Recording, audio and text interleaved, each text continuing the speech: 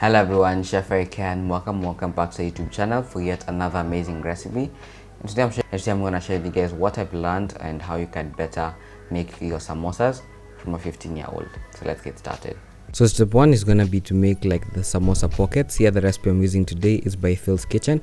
So I'll leave like the full recipe tagged up in the corner if you want to go check that out in the description box down below. So we're gonna start by making the dough sort of. So she says you start with some all-purpose flour along with a little bit of salt, and then you wanna gently start streaming in the water until the dough comes together to form one cohesive mass. You didn't need all the water that needed for this recipe, but just add as you need. Don't add all of it at once. So she says you rest it for about 5 minutes and then knead the dough once more until it becomes nice and smooth. When it becomes nice and smooth, you want to divide it into the different segments. She said about 8 segments, and you want to divide it evenly. Personally, I wanted to wait because I wanted to get these exactly right, being my first time and everything.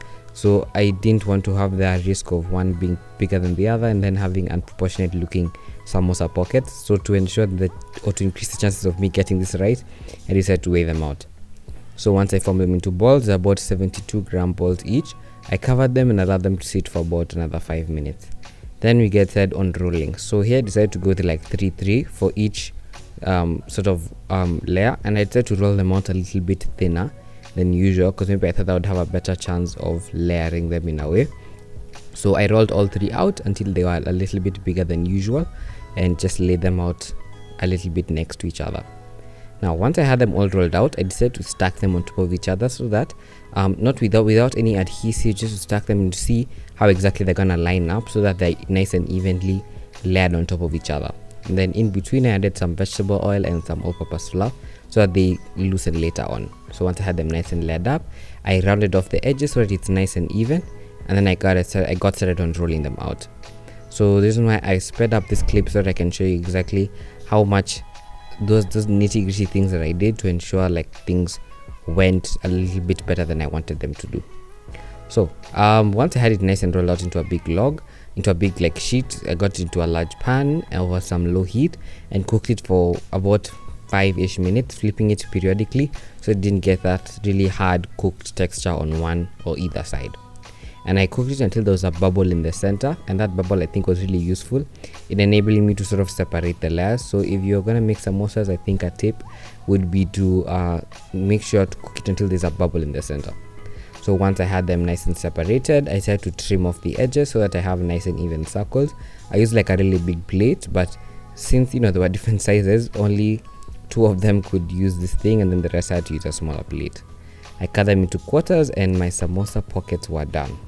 I set that aside, and then I said work on the meat. So here I have about half a kilo of ground beef, and you want to cook it down for a couple of minutes with some high heat until all the water is drawn from the meat and the water also evaporates. And you also don't need any oil for this recipe because the beef is really fatty, so do not add any oil.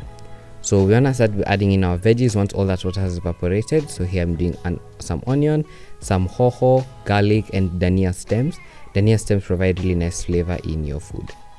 Give it a good mix, and then you want to add in some salt and a bit of water so that things don't start sticking. They can start to season up. So here I did black pepper, curry powder, and some tomato paste. Cooked it for a bit and then added water. I covered and let cook for about 30 minutes until all the water had fully evaporated. Once the water had fully evaporated, I garnished with the dania leaves and set aside. To make the glue, I just mixed some water and flour. So now to start assembling. So I said step 1 was to make the samosa pockets. So I sort of folded them in the way that I wanted them to look, and then on one side of them I took some of that glue and applied it so that it would stick, and you have a samosa pocket done. How easy. This is not exactly like a tutorial exactly how to make these. I'm sure there are a bunch of them out there, but I'm just sharing exactly how it went. So just one side in, one side out, and then you leave like a little tip at the end. So you want to stuff these with your meat filling, and make sure you do not overstuff them, because the moment you overstuff them, your samosas, and it's gonna be a really messy situation. So you want to fold them up really nicely, making sure not to overfill, and then just repeat the process with all of your lovely samosas. It'll take a while. You can get some music or have a TV show playing, but just keep going until you fully completed all of them.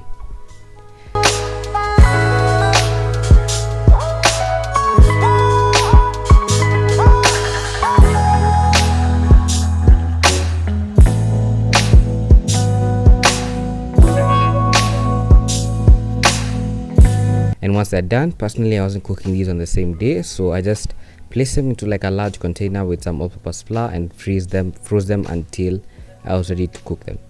So these are actually for like a road trip that we're going on. So this I'm making it on like a Monday, I'm making it on like a Tuesday, and then we're going on the next week Monday. So I think they last quite a while, and they were not bad in any way, any shape or form. They were perfectly fine. So just put them in the freezer.